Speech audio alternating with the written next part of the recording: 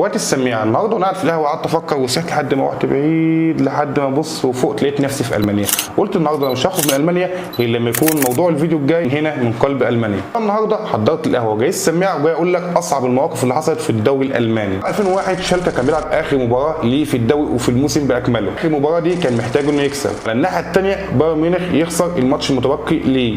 هزيمه بايرن يعني حصول شالكه على الدوري بعد غياب دام 43 عام. فعلا بدات المباراتين ونادي شالكه كان خسران بنتيجه 3-2. الناحيه الثانيه نادي البايرن كان متعادل قدام هامبورج 0-0 وكده شالكه محتاج معجزه، وعلشان احنا في الدوري الالماني فعلا حصلت المعجزه. نادي شالكه يعمل منتدى غير النتيجه ويكسب بنتيجه 4-3. على الناحيه الثانيه نادي بايرن ميونخ يدخل في هدف ويكون مهزوم 1-0. هنا انتهت مباراه شالكه وانطلقت الافراح في كل اللعيبه والجهاز الفني والجمهور اللي كان متواجد في الملعب، خاصه بعد انتشار الاخبار اللي بتقول ان مباراه بايرن ميونخ انتهت بهزيمه البايرن 1-0 وان حلم الفوز بالدوري اتحقق. حصلت مفاجاه وان الشاشات الاستاد العملاقه بدات واشتغلت وجت على ماتش بايرن ميونخ عشان يكون ماتش البايرن لسه ما انتهاش. فعلا نادي البايرن كان في اخر هجمه في الدقيقه 94 عن طريق ضربه حره غير مباشره من داخل منطقه الجزاء، كان يدخل اللاعب السويسري باتريك اندرسون عشان يلعب الضربه الحره الغير مباشره. تحصل مفاجاه ويسجل البايرن هدف التعادل وسط ذهول ورعب من كل جماهير شالكه عشان ينتهي اللقاء بالتعادل 1-1